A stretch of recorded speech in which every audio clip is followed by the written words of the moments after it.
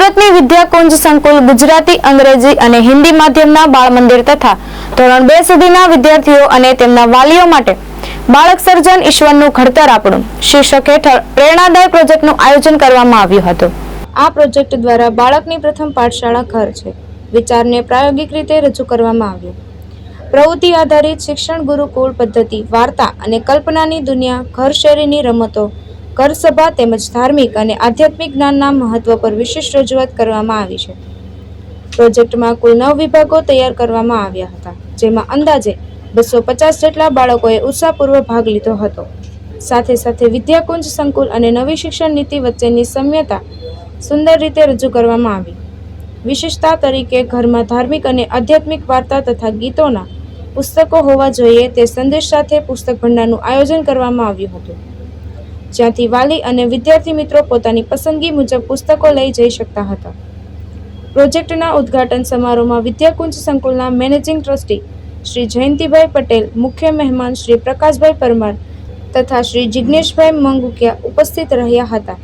સમગ્ર કાર્યક્રમ સંકુલના ડાયરેક્ટર શ્રી મહેશભાઈ પટેલના માર્ગદર્શન હેઠળ તમામ વિભાગોના આચાર્ય અને શિક્ષણ મિત્રોએ વાલી મિત્રો સાથે સહયોગથી સફળતાપૂર્વક સંપન્ન કર્યો હતો। મહેશભાઈ પટેલ, વિદ્યાકુંજ સંકુલ નિયામક। આજરોજ વિદ્યાકુંજમાં ગુજરાતી, અંગ્રેજી અને હિન્દી માધ્યમના અમારા બાળ મંદિર અને ધોરણ 1 થી 2 ના વિદ્યાર્થીઓ દ્વારા એક બાળક સર્જન ઈશ્વરનું ઘડતર આપણું એટલે કે બાળકના ઘડતર માટે ઘર પરિવારનું વાતાવરણ કેટલું જરૂરી બને છે, તંદુરસ્ત રહેવું અને કેટલી એનો રોલ ભજવે છે એ દર્શાવતો એક પ્રોજેક્ટ અને સાથે સાથે ગુરુકુળ પદ્ધતિ જે હતી જેથી કરીને બાળકો સ્વાશ્રયી બને, સ્વાવલંબી બને એ પ્રકારનું શિક્ષણ બાળકને ઘરમાંથી અપાવવું જોઈએ એવો સુંદર પ્રોજેક્ટ આજે પ્રસ્તુત કર્યો છે। નવી શિક્ષણ નીતિ જે છે એ શું કહે છે અને વિદ્યાકુંજની શિક્ષણ નીતિ શું છે, અત્યારની પદ્ધતિ શું છે એ પણ અમે પ્રદર્શિત કરી છે। બાળકોને ગમતી પરીઓની વાતો, પરીઓનો દેશ, બાળકોને ગમતા ચાંદ, તારા અને અનેક એવા પ્રાણીઓની વાર્તાઓ, પક્ષીઓની વાર્તાઓ એને લગતા પણ પ્રોજેક્ટ અમે મૂક્યા છે।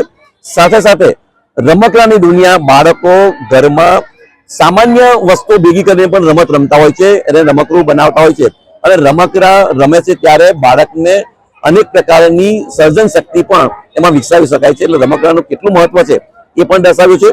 ઘર સભા આજના સમયમાં ખૂબ જરૂરી છે, જ્યારે બાળક મોબાઈલથી રચ્યું પચ્યું રહે છે અને આજે અનેક પ્રશ્નો સાયકોલોજીકલ હાઈપર થઈ જવો, ગુસ્સે કરવો, આવી બાબતોને ધ્યાનમાં લઈએ તો ઘર સભા ખૂબ જરૂરી છે જેથી કરીને પરિવારમાં આત્મીયતા રહે। ધાર્મિકતા પણ એટલી જ જરૂરી છે। અમે એ પણ પ્રોજેક્ટ મૂક્યો છે કે ધર્મનું જ્ઞાન પણ વિદ્યાર્થીને, બાળકને આપવું જોઈએ અને પરિવારની સૌથી વિશેષ જવાબદારી છે। એની સાથે ઘરની રમતો જે સામાન્ય વસ્તુઓથી બાળક રમતું હોય છે તે વસ્તુઓનો કેટલું જ્ઞાન અને સર્જનતા બાળકમાં લાવે છે। શેરીઓની રમત જે ભૂલાઈ ગઈ છે, જૂની રમતો, એને પણ યાદ કરાવી છે અને એક સરસ મજાનો અમે અહીંયા જ્ઞાન વહેંચવા માટેનો એક પ્રયત્ન કર્યો છે કે આજે જે પુસ્તકો મૂક્યા છે, પુસ્તક ભંડારો અમે લખ્યું છે।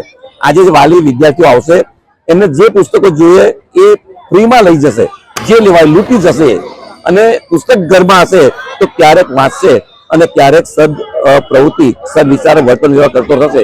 એ આશયથી આ સરસ મજાનો પ્રોજેક્ટ અને સૌ પ્રથમ માતા પિતાની ભૂમિકા શું છે અને શું રહેવી જોઈએ એ દર્શાવતો પ્રોજેક્ટ અમે પ્રસ્તુત કર્યો છે। હિતેશ પ્રજાપતિ, દ્રષ્ટિકોણ ન્યૂઝ, સુરત।